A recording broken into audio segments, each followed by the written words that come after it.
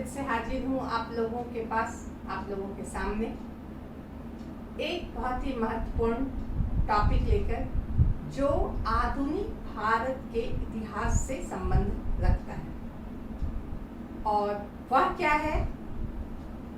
आधुनिक भारत में प्रेस का विकास। प्रेस या समाचार पत्र या मुद्रण कला, कुछ भी हम कह सकते हैं। भारत में इसका विकास कैसे हुआ और इसे अपने राह में कितनी मुश्किलों का सामना करना पड़ा और कितने ऐसे महत्वपूर्ण पत्र पत्रिकाएं, दैनिक अखबार निकले जिन्होंने भारतीय जनमानस में एक नई चेतना जागृत की और साथ ही भारत को स्वतंत्र कराने में इनकी कितनी भूमिका थी। इन सब के बारे में आज हम बात करेंगे। जैसा कि आप जानते हैं, जर्मनी में आविष्कार हुआ छापे खाने का, गुटेनबर्ग ने किया यूरोप में। लेकिन सबसे पहले चीन में मुद्रण शाला या छपाई का जो काम है वो शुरू हुआ। लेकिन हमारे यहाँ भारत आते आते यह थोड़ी देर से पहुंचा। भारत कब आया? जब भारत में ईस्ट इंडिया कंपनी का शासन शुरू हो गया था, उसके बाद कुछ दिन के बाद यहाँ छपाई के लिए मशीनें आई। पहले एक आई, फिर एक आई। इस तरह करके छपाई के मशीनों का आना हुआ और छापाखाना खुलने लगा और बहुत तरह के समाचार पत्र पत्रिकाएं वगैरह वगैरह निकलने लगे। आज की तरह नहीं, आज तो बहुत सुलभ है। आज तो प्रेस आपको हर जगह मिल जाएगा। आप जो छपाना चाहे, निकलवाना चाहे, वो आराम से निकाल सकते हैं। लेकिन उस समय यह एक बहुत बड़ी और बहुत कठिन प्रक्रिया थी। सभी के बस की बात नहीं थी, आम जनता के बस की तो कतई नहीं। तो इस तरह हम कह सकते हैं भारत में प्रेस का आगमन हुआ। तो प्रेस से हम सबसे पहले जो हमारे दिमाग में आता है समाचार पत्र या मैगजीन या पुस्तकें, ये प्रेस से के बहुत नजदीक है। जो प्रेस और पुस्तक, समाचार पत्र, ये दोनों में अन्योन्याश्रय संबंध है। तो जब प्रेस आया तो स्वाभाविक है कि यहाँ पर तरह तरह की पत्र पत्रिकाएं, समाचार पत्र छपने शुरू हो गए। लेकिन हमें याद रखना चाहिए कि सबसे पहला जो समाचार पत्र था वह 1780 में जेम्स ऑगस्ट हिकी ने शुरुआत की थी, बंगाल गजट की। और यह पहला जो है अखबार था भारत का। लेकिन इसके पहले भी विली वोल्स नाम के एक व्यक्ति ने शुरुआत की थी इस क्षेत्र में। लेकिन उसके काम को तत्कालीन गवर्नर जनरल द्वारा उसे नहीं प्रश्रय दिया गया और उन्हें विदेश भेज दिया गया। उसके बाद हिकी आए और उन्होंने इस क्षेत्र में अपना कदम आगे बढ़ाया। हिकी ने जब लिखा अपने पत्र में, समाचार पत्र में, तो उसने ईस्ट इंडिया कंपनी के बारे में भी कभी कभी आलोचना की और बहुत सारी व्यवस्था, मैनेजमेंट के खिलाफ भी उन्होंने लिखा। इस बात से उस पर भी तत्कालीन जो गवर्नर जनरल थे वो नाराज हो गए और उन्हें जुर्माना लगाया गया, उन पर उन्हें गिरफ्तार किया गया और अंततः उन्हें इंग्लैंड भेज दिया गया। तो इस तरह हम देखेंगे कि उस समय जो शासन था, कंपनी का शासन, उसका यह एक उद्देश्य था कि अगर कुछ छपे तो वह कंपनी के विरोध में ना हो, कंपनी के खिलाफ ना हो। क्यों? क्योंकि वही समाचार पत्र जब इंग्लैंड जाएगा और वहां के शासन के समक्ष या सरकार के समक्ष सच्चाई आएगी तो कंपनी को वह बहुत महंगी पड़ेगी। इसलिए इस बात का खास ध्यान दिया जाता था कि जो भी चीज छपे वह नियंत्रित हो, संतुलित हो, उलझुल बात हमारे बारे में ना लिखी गई हो। तो ऐसी सोच थी, लेकिन ये सोच भी उस समय बहुत प्रगाढ़ या बहुत ज्यादा नहीं थी, वह भी कम ही थी।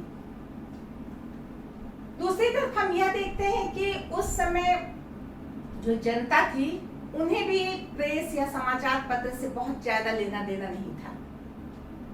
समाचार पत्र या मैगजीन जो भी थे वह कुछ जो कंपनी के अधिकारी होते थे, जो व्यापारी वर्ग होते थे या कुछ पढ़े लिखे वर्ग होते थे, उतने लोगों में ही वह सीमित रखता था।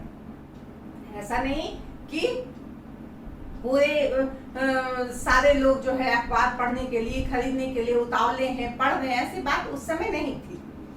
दूसरी बात हम क्या देखते हैं कि उस समय जो भी प्रेस शुरू हुआ, एक के बाद दो, दो के बाद पांच, पांच के बाद 10 ऐसे होने लगा, तो उसमें हम ये भी देखते हैं कि वो जितने भी प्रेस शुरू हुए उनमें आपस में स्पर्धा नहीं होती थी, जो प्रतियोगिता, हम आगे या तुम आगे, प्रतिस्पर्धा का पूरा अभाव था।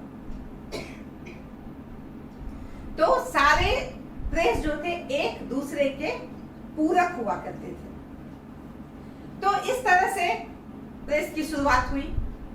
हम प्रेस से क्या अर्थ लगाते हैं? प्रेस बहुत छोटा चीज नहीं है प्रेस बहुत बड़ा चीज है। लोकतंत्र का चौथा स्तंभ किसे कहा जाता है? प्रेस को। प्रेस जो है वो जनमत संग्रह करती है। प्रेस जो है लोगों की मानसिकता, लोगों की विचारधारा में आमूल चूल परिवर्तन ला देती है। लोगों को जागृत करने का एक बहुत बड़ा माध्यम जो है वह प्रेस ही है। आज के जमाने में हमारे पास बहुत सारे प्रेस के विकल्प हैं, बहुत सारे इलेक्ट्रॉनिक मीडिया है, रेडियो, टीवी, तरह तरह के चैनल, गूगल में हमारे पास न्यूज आ जाता है। लेकिन उस समय ये सब नहीं था और इससे भी हम जानते हैं ना, हमें नई नई जानकारी मिलती है। हम किसी चीज के, हम सरकार तो ये गलत कर रही है, इसे ये नहीं करना चाहिए। ये मान लीजिए कि कोरोना महामारी ही आई, उसमें हम देखे कि किस तरह से अव्यवस्था फैल गई। तो इन माध्यमों से लोग अपने आप को जागरूक करते हैं कि ये नहीं होना चाहिए, ये क्यों हो रहा है, इसका निदान क्या है। इस पर लोग विचार भी करते हैं, हम आपस में बैठ के विचार करते हैं, ये तो बहुत गलत हुआ, इसे ऐसा होना चाहिए, सरकार को ये करना चाहिए, सरकार की नीति में ये कमी है। तो इससे क्या पता चलता है कि हम मानसिक रूप से उदात्त होते हैं, हमारी विचारधारा जो है वह बड़ी होती है और हम सही क्षेत्र में काम करना शुरू करते हैं या उसके बारे में कम से कम सोचते तो जरूर है। तो इस तरह प्रेस बहुत महत्वपूर्ण है। प्रेस जो है, कहा जाता है, किसी को फर्श से उठा के अर्श पे ले आती है और अर्श से नीचे गिरा के फर्श पे ले आती है, ऐसा कहा जाता है। सचमुच ऐसा कहा जाता है। तो ये हम कैसे कह सकते हैं? क्योंकि कंपनी, ईस्ट इंडिया कंपनी जो बहुत बड़ी चीज हुआ करती थी, वह भी भारतीय प्रेस जो शुरू हुआ उससे डरने लगी। लेकिन आरंभ में ऐसी बात नहीं थी, ना तो ईस्ट इंडिया कंपनी को बहुत डरने की बात थी और ना ही प्रेस इतना गॉड होकर के लिखने लगा था, इतना खुल के आलोचना करने लगा था। ऐसा दोनों तरफ से खतरा कम था, इसीलिए बहुत दिनों तक सब कुछ ठीक ठाक चलता रहा। प्रेस भी चलता रहा, हल्का फुल्का, हल्की फुल्की धमकी दे करके काम हो जाता था। अगर किसी ने कुछ गलत लिखा तो कंपनी शासन के द्वारा उसे कुछ जुर्माना लगा दिया, कुछ हल्का फुल्का जो भी उसका हो सकता था किया और उससे निश्चिंत हो गया। लेकिन धीरे धीरे क्या हुआ? लोगों का रुझान प्रेस की तरफ बढ़ता गया और धीरे धीरे बहुत ऐसे लोग हुए जिन्होंने कंपनी शासन के खिलाफ लिखना शुरू किया, बोलना शुरू किया, पत्र पत्रिकाओं का संपादन शुरू किया, जिसमें खुलकर उन्होंने अपने विचार रखे। ऐसा नहीं है कि इसमें से भारतीय थे, बहुत बार ब्रिटिश भी होते थे, अंग्रेज भी होते थे जो उस कंपनी शासन के विरुद्ध लिखते थे, जो निष्पक्ष लिखने वाले होते थे। तो ऐसी स्थिति में धीरे धीरे कंपनी शासन को भी स्ट्रिक्ट होना पड़ा। कब स्ट्रिक्ट होना पड़ा? 1799 में पत्रेक्षण अधिनियम बना, the censorship of press act. यह क्या था? वेलेस्ली ने शुरू में तो बहुत कड़ाई नहीं की प्रेस पर, लेकिन कुछ ऐसा हुआ कि ब्रूस नाम के एक व्यक्ति ने इंडियन मिरर में भारत, उस समय के तत्कालीन भारत के सैन्य संबंधी समाचार को छाप दिया। उस समय क्या था? 1799 में संभावना व्यक्त की जा रही थी कि कहीं फ्रांस इंडिया पे आक्रमण करने वाला, ऐसी संभावना, ऐसा फैला हुआ था अफवाह। तो ऐसी स्थिति में बुश ने जो छाप दिया, भारतीय सैन्य संबंधी जो कमियां थी उसको उजागर किया। इस बात पर ये चर्चा ऊपर तक पहुंच गई, ब्रिटिश सरकार तक पहुंच गई, इंग्लैंड तक पहुंच गई, और वेलेस्ली पे बहुत माने दबाव डाला गया कि ऐसा कैसे हो सकता है, तुम कैसे वहां पे शासन कर रहे हो, उसे हटाओ, इस तरह का समाचार नहीं छपना चाहिए। तो पहली बार मतलब एक कड़क स्टाइल में एक एक्ट पास किया गया जो the censorship of press act कहा जाता है। कब पास हुआ? 1799 में। और किसके समय में? लॉर्ड वेलेस्ली के समय में। इसने जो नियम बनाए प्रेस के लिए बहुत कड़े थे। सबसे पहले तो जितने भी सैनिक क्षेत्र हैं, चाहे वो नौसेना हो या थल सेना हो या जल सेना हो, किसी भी क्षेत्र का कोई भी गोपनीय समाचार प्रेस को नहीं बताना है, उसे गोपनीय ही रहने देना है। बहुत सारी ऐसी ऑफिशियल बात, कंपनी के अंदर की ऑफिशियल बात, उसे गोपनीय रखना है, ना कि उसे पत्रकार किसी भी तरह से जाने और उसे अपने अखबार में डाल दे।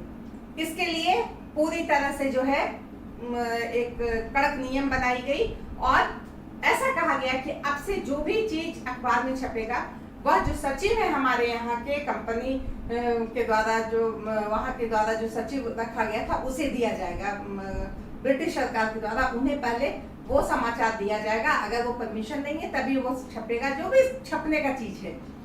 इसके अलावा जो संपादक हैं, जो छापा खाना जिनके अंतर्गत है, जो मालिक हैं, जितने लोग भी हैं उस प्रेस में इन्वॉल्व, उनका सब कुछ पूरा ब्यौरा कंपनी शासन को देना पड़ेगा।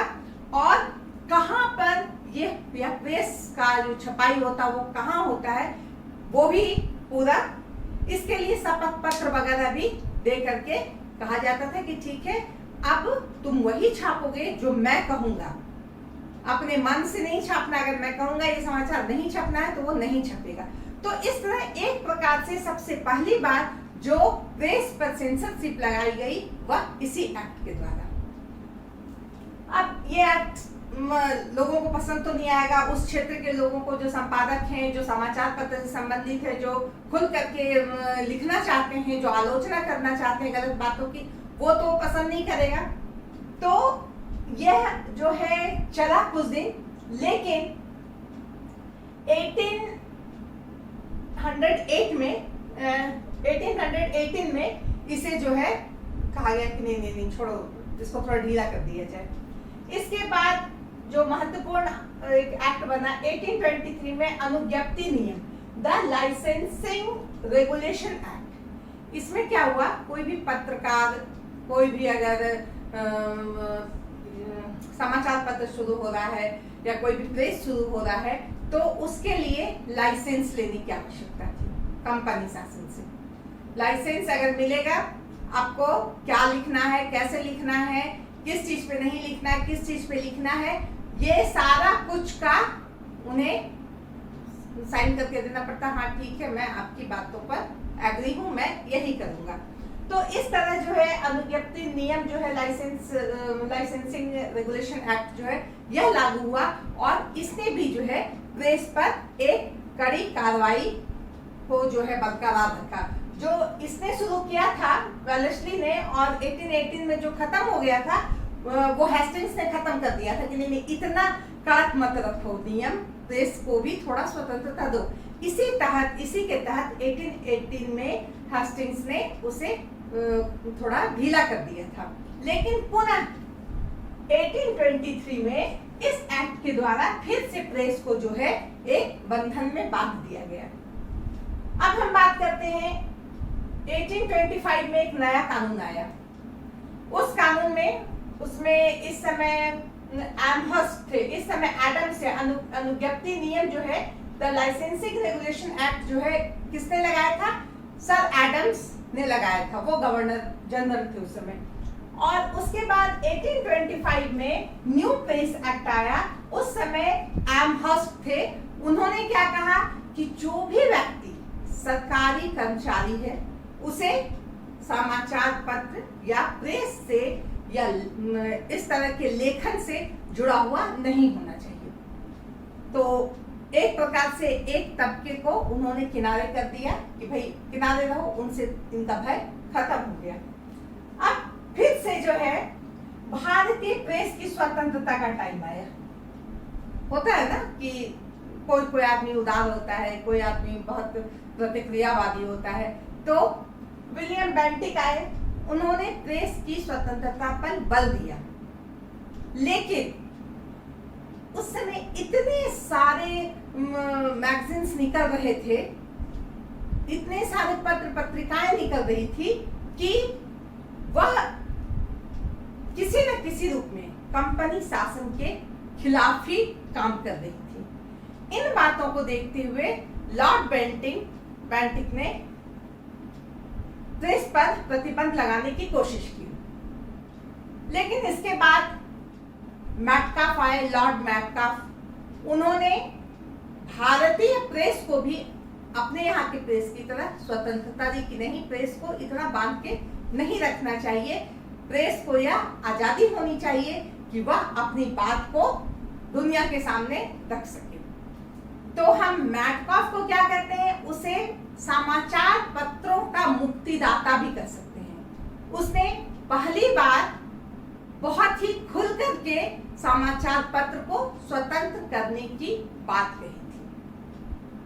उसके बाद मैकाले आए, जो अंग्रेजी शिक्षा के समर्थक थे, जिन्होंने भारत में अंग्रेजी शिक्षा का प्रसार में उनका जो नाम है, उन्होंने भी भारत में प्रेस को स्वतंत्रता देने की वकालत की। इस तरह हम देखते हैं कि लिबरेशन ऑफ इंडियन प्रेस ये बना, इंडियन प्रेस को इसके द्वारा थोड़ी स्वतंत्रता मिली। अब पुनः 1856 आया, 1857 के पहले का साल, और इसमें पुनः इन नियमों को लागू किया गया।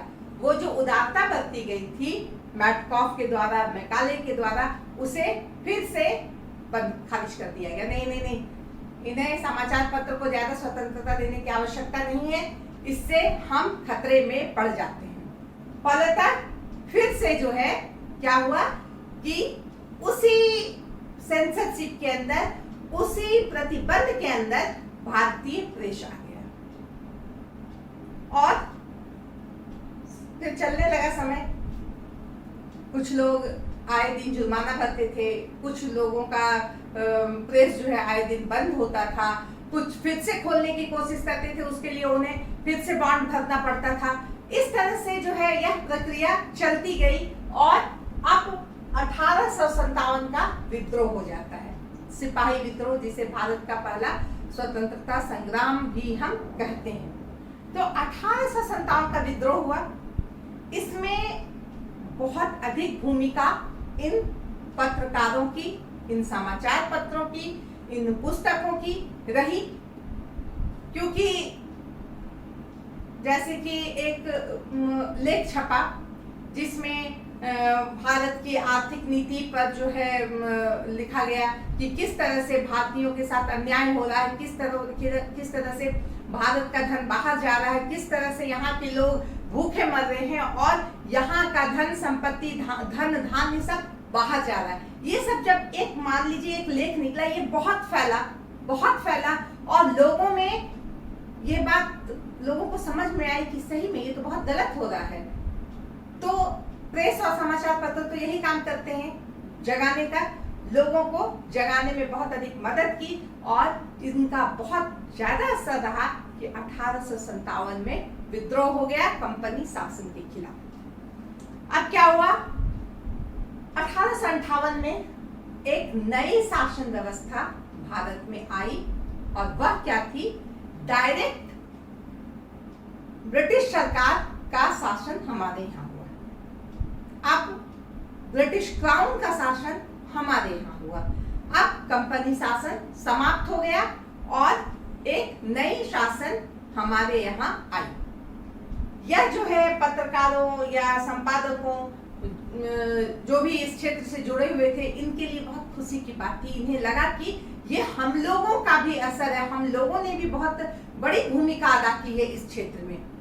तो इनमें एक नई ऊर्जा भी आई और अब चूंकि इन्हें हमेशा से दबाया ही जा रहा था, लेकिन फिर भी इनमें एक नई ऊर्जा आई और फिर से ये जो है एक बार फिर से आगे बढ़ गए अपने देश के लिए, अपने राष्ट्र हित के लिए, अपने धार्मिक, अपने देश की धार्मिक स्थिति को, सामाजिक स्थिति को, राजनीतिक स्थिति को मजबूत करने के लिए यह आगे बढ़े। जो इनके हाथ में था, जो इनके बस में था, वो करने के लिए आगे बढ़े। तो क्या बस में था, लोगों में नव चेतना जागृत करने का। ये भी अपने आप में बहुत बड़ी बात होती है। अगर आप कभी ऐसे सुस्त बैठे हों, आपको कुछ समझ में नहीं आ रहा हो हमें क्या करना चाहिए क्या नहीं, और किसी ने आपको प्रेरित किया, क्या बैठे हो तुम, अरे तुम तो कुछ भी कर सकते हो, तुम IAS बन सकते हो, तुम तो ये कर सकते हो, तुम्हें मानसिक रूप से आंदोलित किया कि तुम क्यों अपने आप को इतने निराश समझ रहे हो, उठो, चलो शुरू हो जाओ। तो कुछ ना कुछ प्रतिक्रिया तो होती ही है कि हाँ सही बात है, मैं क्यों इस पर बैठा हूँ। तो ये जो विचारधारा है, ये जो सोच है, इसे पैदा करने में भारतीय प्रेस आगे ही बढ़ता रहा। अब 1867 से लेकर के 1878 तक में हम क्या देखते हैं कि बहुत सारे अखबार, बहुत सारे समाचार पत्र, अखबार समाचार पत्र एक ही हुआ, साप्ताहिक पत्र, बहुत सारे मैगजीन ये निकलने लगे और इनमें से मैक्सिमम राष्ट्रवादी थे। जो हिंदी समाचार पत्र थे वह राष्ट्रवादी थे, जो हिंदुस्तानी जिसका संपादन कर रहे थे वो राष्ट्रवादी थे, लेकिन बहुत सारे पत्र, समाचार पत्र या मैगजीन का संपादक जो है वो अंग्रेज होते थे, या उनका जो प्रेस था अंग्रेजों का था, वो भी जो है लिखते थे। लेकिन वो क्या लिखते थे, वो तो जब भी लिखेंगे वो अंग्रेजी सरकार की वकालत ही करेंगे, उसकी अच्छाई लिखेंगे, और भारत के जो संपादक या भारत का जो प्रेस था वह अंग्रेजों की बुराई कर, अंग्रेजी शासन की बुराई करता था और अच्छे तरीके से उसकी आलोचना करता था। तो उस समय बहुत ऐसे निकल गए, बहुत सारे ऐसे अखबार निकले जिन्होंने एक नई जागरूकता फैलाई। जैसे कि हम कह सकते हैं कि, एक मिनट, 1857 के बाद 1861 में टाइम्स ऑफ इंडिया निकला, 1878 में स्टेट्समैन निकला, फ्रेंड ऑफ इंडिया निकला, इंग्लिश मैन निकला, मद्रास मेल निकला, पायोनियर निकला, सिविल एंड मिलिट्री गजट निकला। ये जितना भी पत्र पत्रिका या मैगजीन थी, इसके संपादक जो थे वह अंग्रेज थे। तो इनमें से कुछ जो थे वो एकदम अंधभक्त थे अंग्रेजी शासन के। जैसे इंग्लिशमैन जो उसमें जो भी कुछ निकलता था वह क्या रहता था, अंग्रेजों के नहीं अंग्रेज बहुत अच्छे हैं, एकदम वो जो कर रहे हैं सबसे अच्छा है, ये सोच उसमें रहती थी। लेकिन स्टेट्समैन जो है उसमें जो भी निकलता था वो निष्पक्ष होकर निकलता था। कभी वो भारतीयों की भी आलोचना करता था, कभी वो ब्रिटिश सरकार की भी आलोचना करता था। तो इस तरह से हम देखते हैं कि बहुत सारे अलग अलग क्षेत्र में, जैसे कि मद्रास मेल एक निकलता था, उसे ना तो राजनीतिक मुद्दों से लेना देना था, ना सामाजिक मुद्दों से कोई सरोकार था। वह यूरोपीय वाणिज्य व्यापार के बारे में वह समाचार निकालता था। इसी प्रकार सिविल और मिलिट्री गजट भी था, ये लाहौर से निकलता था और इसके भी जो है कोई खास इनका विचार नहीं था। ये भी एक प्रकार से अंग्रेजी शासन की वकालत और उनकी एक प्रकार से चमचाई भी करते थे। तो इस तरह से ये जो अखबार निकले 1857 के बाद ये अंग्रेजों द्वारा निकाले गए। लेकिन अंग्रेजों के द्वारा निकाले गए, लेकिन कुछ जो अखबार निकले, कुछ क्या बहुत अखबार निकले जिनका संपादन भारतीयों ने किया, जो भारतीयों के द्वारा निकले, जिनके मालिक भारतीय थे, उसमें से कुछ थे जो 1859 में निकला सोम प्रकाश। इसके जो संपादक थे वो ईश्वर चंद्र विद्यासागर थे। इसके बाद हिंदू पैट्रियट बना, इसके भी जो संपादक थे वही थे। इसके बाद 1868 में अमृत बाजार पत्रिका नाम का आया साप्ताहिक अखबार, और इसके बाद हिंदू आया, वह मद्रास से निकला 1878 में। तो इसी तरह से हर क्षेत्र में, और हम क्या देखते हैं उस समय, अधिकांश बंगाल से निकलते थे, बंबई से निकलते थे, मद्रास से निकलते थे। ये केंद्र थे, समाचार पत्र के केंद्र थे। यहाँ से बहुत सारे समाचार पत्र निकलते थे और बहुत अच्छे अच्छे समाचार पत्र निकलते थे, जिन्होंने लोगों को बहुत अलग तरीके से समझाने में, उन्हें तैयार करने में मदद की थी। इसके अलावा बंगाल से बंगवासी, संजीवनी, इंडियन मिरर जो डेली निकलता था, इस तरह के किताब थे। मुंबई से मराठा, जिसे गंगाधर तिलक ने बाद में ले लिया था। शुरू में वो आयंगकर नाम के एक व्यक्ति थे, वो उन्होंने शुरू किया था, लेकिन बाद में मराठा को गंगाधर तिलक ने ले लिया था। और इसमें क्या था कि यह एक अंग्रेजी अखबार था। केसरी जो है एक मराठी अखबार था। इसी प्रकार जो है महादेव गोविंद रानाडे थे, उन्होंने इंदु प्रकाश शुरू किया। सुरेंद्रनाथ बैनर्जी जो हैं, उन्होंने बंगाली का संपादन किया। इसके अलावा और भी बहुत सारे पुस्तक थे, पत्र पत्रिकाएं थी, जिसमें हरिश्चंद्र की कवि वचन सुधा और कुछ दिन के बाद हरिश्चंद्र मैगजीन, ये जो पुस्तकें, ये जो अखबार, ये मैगजीन जो निकले इनके, ये एक प्रकार से उस समय के संपादकों या उस समय के लेखकों की प्रेरणा स्रोत बन गए। हरिश्चंद्र ने बहुत ही अच्छे तरीके से उस समय के ब्रिटिश के जो नीति थी उनका आलोचना किया, बहुत तरीके से, जो बहुत इंटरेस्टिंग भी हुआ करता था कि ऐसा क्यों होता है कि सिर्फ अंग्रेज का उनका जो है न्याय कोई हिंदुस्तानी क्यों नहीं कर सकता है। हिंदुस्तानी का न्याय तो अंग्रेज कर सकता है, तो अंग्रेजों का क्यों नहीं कर सकता।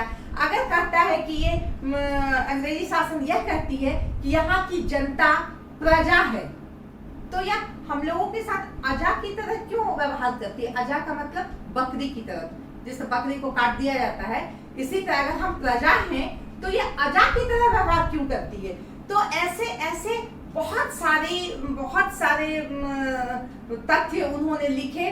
एक जगह उन्होंने ये भी लिखा कि अंग्रेज जब इंग्लैंड से आते हैं तो वो एकदम मामूली इंसान रहते हैं, दरिद्र रहते हैं, उनके पास तो कुछ भी नहीं रहता, लेकिन जब वो यहाँ से जाते हैं तो मालूमाल होकर के जाते हैं। तो इन सब बातों का छपना एक बहुत बड़ी बात थी उस समय की शासन व्यवस्था या ब्रिटिश शासन व्यवस्था के लिए। इसके लिए बार बार इस बात की कोशिश की जाती थी कि ऐसी बातें ना छपे, लेकिन जो लेखक हैं, जो संपादक हैं, वो इतने उग्र राष्ट्रवादी हो गए थे लेखन के क्षेत्र में कि वो ये सब बात को मानने के लिए तैयार ही नहीं होते थे। इसके अलावा जो है G.A. नटेशन है, इन्होंने इंडियन रिव्यू नामक का निकाला पत्र। रामानंद चैटर्जी हैं, उन्होंने जो है मॉडर्न रिव्यू निकाला। महात्मा गांधी ने यंग इंडिया और हरिजन निकाला। मोतीलाल नेहरू ने इंडिपेंडेंस निकाला। K.A. पन्नीकर ने हिंदुस्तान टाइम्स निकाला। तो इन सारे ने जो भी निकाला ये पूरी तरह से राष्ट्रभक्ति की ओर जनता को ले जाने वाला था, जिनका यह कहना था कि हमारा देश जो है हर तरह से संपन्न है। जैसे सच्चिदानंद सिन्हा का यह कहना था कि हमारा भारत जो है कमजोर है, आर्थिक रूप में कमजोर है, तो इसके लिए जिम्मेवार ब्रिटिश शासन ही है। अगर ब्रिटिश शासन यहाँ शोषण ना करे तो इसको लिख देना, उस जमाने में इस तरह से लिख देना बहुत बड़ी बात होती थी, जिसे लोग सीधे देख रहे हैं, समझ रहे हैं, दिमाग नहीं लगाना, सीधे हाँ सही बात है। कुछ लोगों का कहना था, कुछ ऐसे भी राष्ट्रभक्त थे जो एंग्लो इंडियन लेखक थे, उनका क्या कहना होता था कि सिर्फ ये अंग्रेज ही जो हैं भारतीयों का भला कर सकते हैं। अगर भारतीय चाहते हैं कि उनकी भलाई हो तो वह ब्रिटिश शासन को आत्मसात करें, उसके साथ रहें। तो इस तरह से बहुत सारे संपादक आए, बहुत सारे प्रेस खुले, बहुत सारे अंक निकले मैगजीन के, पुस्तकों के, जिन्होंने लोगों के मनो मस्तिष्क में एक गहरी छाप छोड़ दी, भविष्य के लिए, वर्तमान के लिए और स्वतंत्रता प्राप्ति के लिए। इसके बाद बहुत सारे मुस्लिम अखबार भी निकले। मौलाना अबुल कलाम ने अल हिलाल, अल बिलाल ऐसे पुस्तक लिखे जो पूरी तरह से राष्ट्रीयता को समर्पित थे। इसके अलावा मोहम्मद अली ने कॉमरेड, हमदर्द, गणेश शंकर विद्यार्थी ने प्रताप, गदर नाम का एक छपा सैन फ्रांसिस्को में, जिसने एक नई हलचल मचा दी इस क्षेत्र में। तो हम कह सकते हैं कि बहुत सारे पत्र पत्रिकाओं का निकलना शुरू हुआ, लेकिन जो मैंने शुरू में बताया कि times of India, pioneer, statesman, marksman, friend of India, ये सब जो पुस्तकें निकले, और इसके अलावा विद्यासागर की जो कवि वचन सुधा और संवाद कौमुदी, राजा राम मोहन राय के बहुत सारे ऐसे जो पुस्तक जो निकले, इन्होंने एक बार फिर ब्रिटिश शासन को यह सोचने को मजबूर किया कि नहीं, अब फिर से प्रेस पर प्रतिबंध लगाना जरूरी है। अगर ये नहीं लगाया गया तो जो ब्रिटिश शासन हमारा जो यहाँ बहुत आराम से चल रहा है वह हिल जाएगा, ये तख्ता जो है ये पलट जाएगा। अतः हमें इस पे कंट्रोल करना अति आवश्यक है। तो 67 में जो है पंजीकरण अधिनियम निकाला गया कि भैया जिन्हें प्रेस खोलना है, जिन्हें संपादक बनना, जो भी इस क्षेत्र में काम करे, वो पहले अपना पंजीयन कराए और पूरा ब्यौरा यहाँ पे दे, यहाँ बॉन्ड भी जमा करे। तो इस तरह बहुत सारे नियम निकाले गए, लेकिन उसके बाद भी चलता ही रहा ये सब क्रिया। अब जो है 1878 की बात हुई, वर्नाक्यूलर प्रेस एक्ट लागू हुआ 1878 में, और किसके समय लागू हुआ? लॉर्ड लीटन के समय। लॉर्ड लीटन जो है एक बहुत प्रतिक्रियावादी गवर्नर जनरल था उस समय, वाइसराय था। गवर्नर जनरल जो है इतने ही तक रहा 1856 तक। उसके बाद जो है ब्रिटिश शासन आया और वाइसराय वो कहलाने लगा। तो वो जो वाइसराय थे वो थे लॉर्ड लीटन, जो प्रतिक्रियावादी नीति के थे, जो पूरी तरह से भारतीयों के विरोध में थे।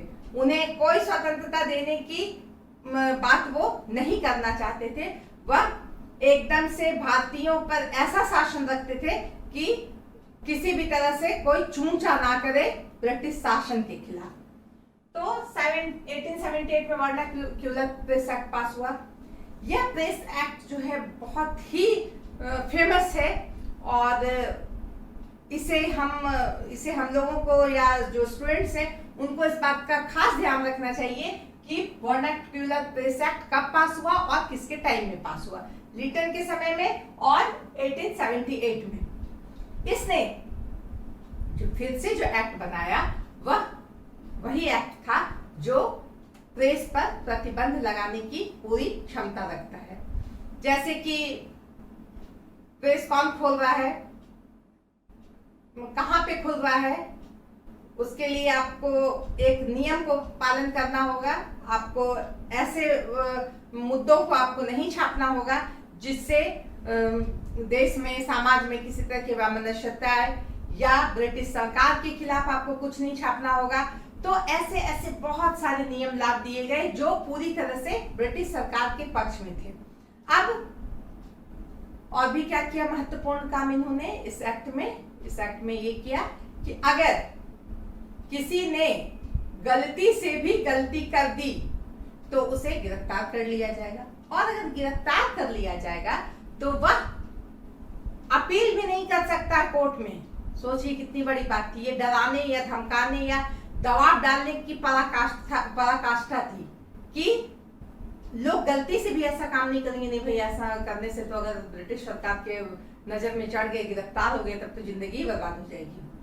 तो इस तरह से जो ये स्पेशल एक लाइन लगाया गया कि इसे अपील करने का भी अधिकार नहीं था, यह अपने आप में बहुत ही कठोरता लिए हुए एक्ट था, जिसमें भारतीयों का किसी भी तरह से हित नहीं होता था।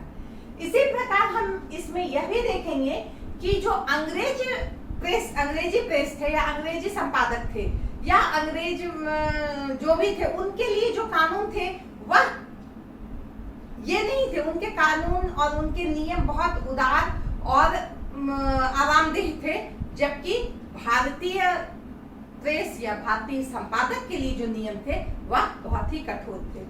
इस वर्नाक्युलर प्रेस एक्ट का बहुत विरोध हुआ, और ये वर्नाक्युलर प्रेस एक्ट मैंने बताया नहीं दिमाग से, उस समय मैंने बताया कि बहुत सारे समाचार पत्र छपने लगे थे विभिन्न भाषाओं में।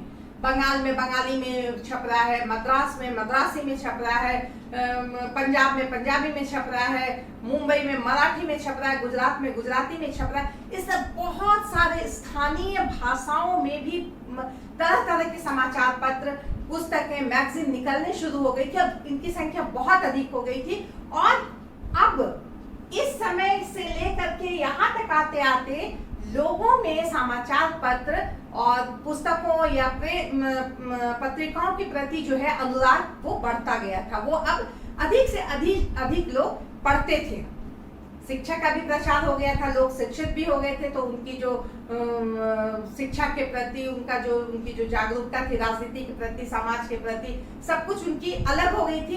तो लोगों का रुचि और रुझान वह प्रेस और समाचार पत्र के प्रति बढ़ा था। इसी को देखते हुए वर्नाक्युलर प्रेस एक्ट लगाया गया, और इसके बहाने फिर से पत्रकारों को या प्रेस को या संपादकों को दबाने की कोशिश की गई। इस एक्ट का बहुत विरोध हुआ, और अंततः ये एक्ट 1882 में जब लॉर्ड रिपन यहाँ आए, उस समय यह एक्ट को खत्म कर दिया गया। तो इस तरह हम देखते हैं कि हर बार यह कोशिश की गई कि भारतीय प्रेस को दबा करके रखा जाए। अब हम बात करते हैं, ये तो रिपन आए 1882 में और ये खत्म हुआ। वो भारतीय प्रेस या प्रेस की स्वतंत्रता के पक्षधर थे।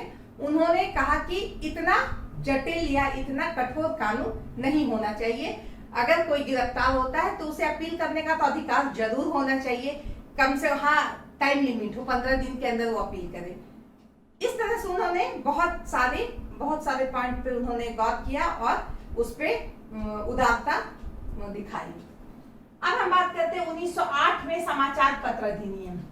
अब 1908 में हम क्या देखते हैं, यहाँ पे लॉर्ड कर्जन वाइसराय के रूप में आ गए थे, जो बस यही लिटन के बराबर थे, प्रतिक्रियावादी, जिन्हें भारतीयों को पूरी तरह से दमन करके रखना जिनका एकमात्र उद्देश्य था।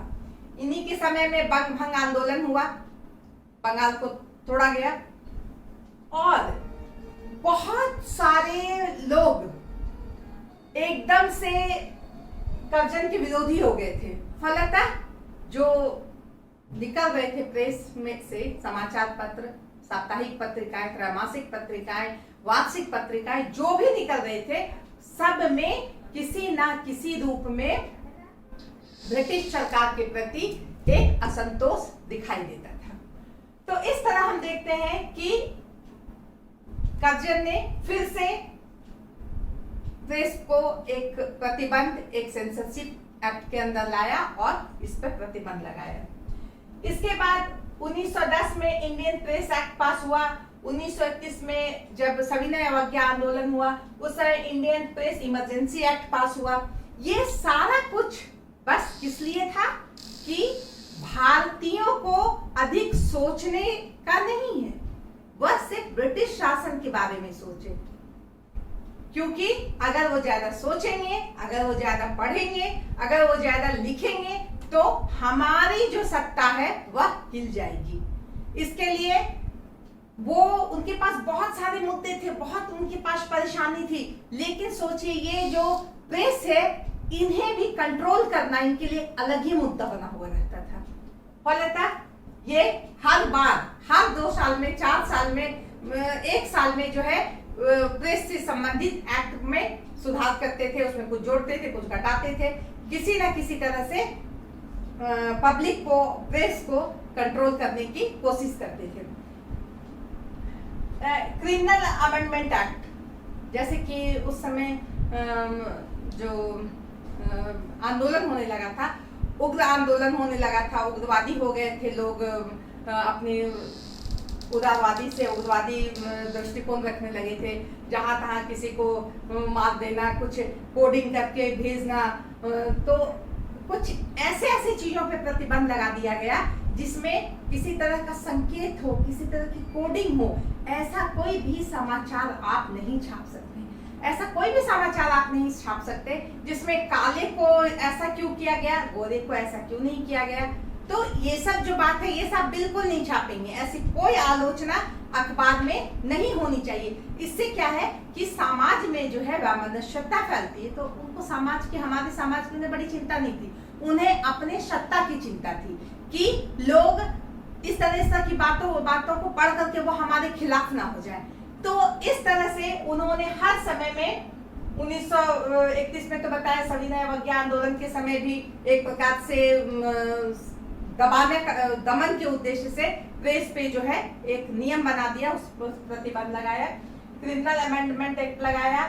उसके बाद हम सबसे लास्ट में बात करेंगे 1939 में, इसमें क्या किया, प्रेस इमरजेंसी एक्ट लगा दिया। सेकेंड वर्ल्ड वॉर शुरू हो गया था और उस समय पूरी तरह से हर चीज को गोपनीय रखने के लिए किसी भी तरह से कोई भी चीज अखबार में, किसी पत्रिका में ना छपे, इसके लिए प्रेस इमरजेंसी एक्ट लगाया। और यहाँ तक कि कांग्रेस का भी बहुत सारा समाचार पत्र पत्रिकाओं में छपना बंद हो गया, बहुत सारे छापे खाने जब्त कर लिए गए, यानी बहुत सारे प्रेस को जब्त कर लिया गया और बहुत सारे पत्रकारों को, बहुत सारे प्रेस पर बहुत सारे जुर्माना लगाया गया।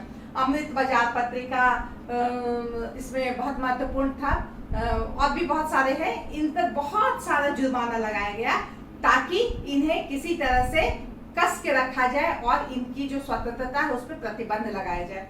तो इस तरह हम देखते हैं कि जमानत के द्वारा, कठोर कारावास के द्वारा पत्रकारों को, संपादकों को भी दबाने की कोशिश की गई। और इस तरह से जब द्वितीय विश्व युद्ध समाप्त हुआ और उसके कुछ सालों बाद भारत आजाद हो गया, तब तक भारत में जो प्रेस है उस पर तरह तरह के प्रतिबंध लगते हुए फिर भी वो आगे बढ़ता गया और आज हम यहाँ पे खड़े हैं। तो इस तरह से हम देखते हैं कि आधुनिक भारत में प्रेस किस दौर से गुजरते हुए यहाँ तक पहुंचा। तो यह एक बहुत ही महत्वपूर्ण विषय है, इसमें आपको विशेष रूप से ध्यान देना है कि किसने किस समाचार पत्र की शुरुआत की, किसने किस पुस्तक को लिखा, किसमें किस चीज का विशेष व्याख्या किया गया, जिसमें एक सोम प्रकाश नाम का एक पुस्तक था ईश्वर चंद्र विद्यासागर का, जिसमें उन्होंने नील के जो नीलहे जो नील का उत्पादन करते थे उन पे जो अत्याचार होता था उस पे लिखा। तो किसका विषय क्या था इस पर भी आप विशेष ध्यान देंगे, और किसने कौन सी पुस्तक लिखी और कब का था, इसके संपादक अंग्रेज थे या हिंदुस्तानी थे, ये सब आप विस्तार से पढ़िएगा। ठीक है, धन्यवाद।